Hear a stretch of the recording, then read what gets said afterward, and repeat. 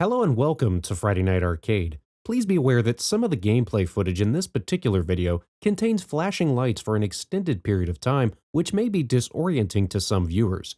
Viewer discretion is advised.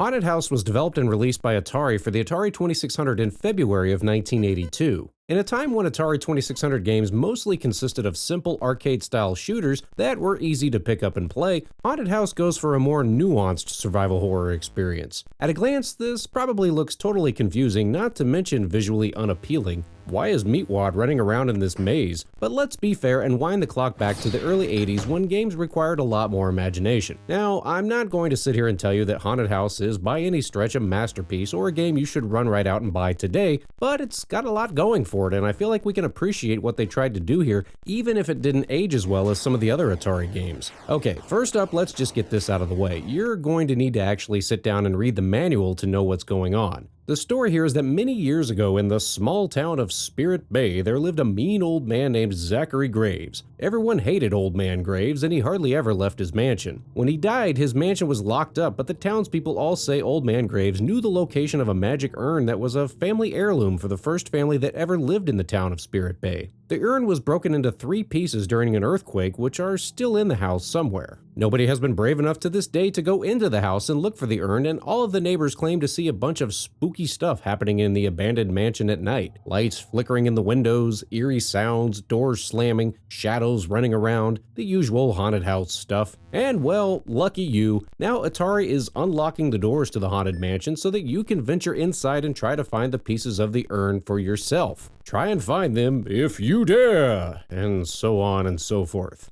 Also, can we take a moment to appreciate some fantastic Atari 2600 box art here? The cover of Haunted House was done by Steve Hendricks, who also did box art for games like Defender and Warlords. Take a look at the original cover for Haunted House. This was scrapped after they realized the, unfortunate placement of the main character's eyeballs on this worried woman's chest.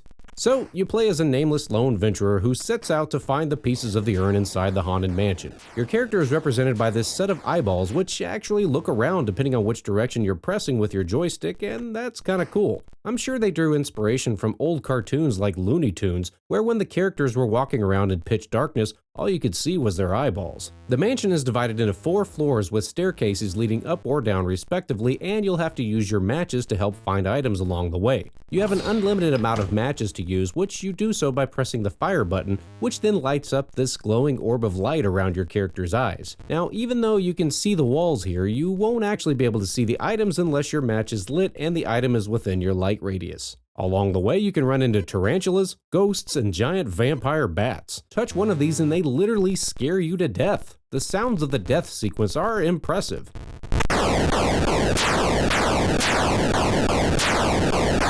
Thankfully, you've got 9 lives. The bottom of the screen gives you some helpful information such as how many matches you've used, how many lives you have left, as well as which floor you're on. You can also find other items to help you out, such as a scepter, which makes you invulnerable, and on some of the other game variations, you can find a master key which you use to pass through locked doors. Find all 3 pieces of the urn and make it back to the mansion entrance on the first floor without losing all 9 lives, and congratulations, you just beat the game.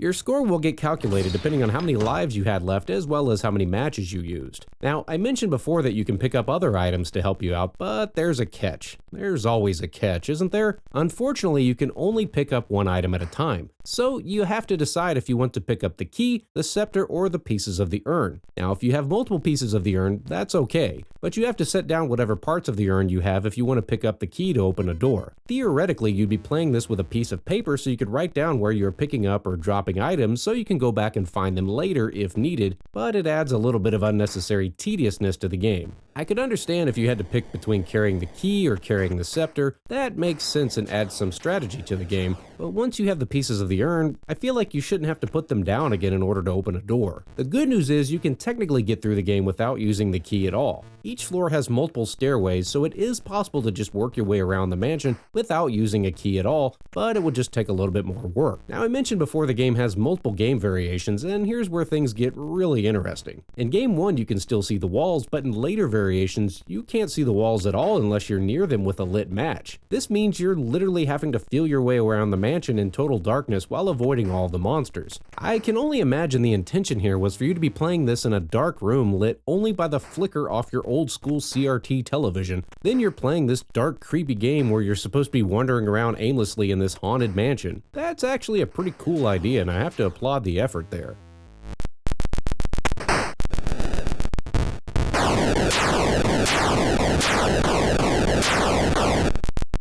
Okay, so it's not Resident Evil, but this was as good of survival horror as we could hope for in 1982, and the game does get legitimately addictive once you get into it. Later game variations scramble such things as whether or not there are locked doors, where you find the master key, and the amount of monsters running loose in the house. And in Game 9, it's a completely different floor plan with more monsters, so they even tried to add some replayability. You can also flip the Player 1 difficulty switch on the console. If it's flipped to B, you'll see random flashes of lightning showing you the path. Seriously, they actually did a pretty clever job with this, and your matches don't always stay lit either. Sometimes you'll hear a slight gust of wind and your match will just go out, and the lightning effects from the flickering match are really set off by the natural flicker of a CRT television. And if you don't want to mess with the keys, you can just play on Game Variant 2, which ended up being my favorite mode. So is this a game worth playing today? Well, I mean, it's not great, but I think it's pretty well done and definitely worth checking out, at least just to see what they came up with and try for yourself. Haunted House is cheap on the secondary market too, and you could do a lot worse. I'm just always fascinated when Atari 2600 developers tried to come up with something different for the console than the usual shooters that were all about just racking up a high score. There was also a sequel to this game that came out around 2010, as well as a homebrew sequel called Return to Haunted House that was included on the Atari Flashback. What did you think of Haunted House on Atari? Did you play this one growing up, or maybe find out about it more recently? As always, thank you so much for watching. Please don't text and drive, and I'll see you next time on Friday Night Arcade.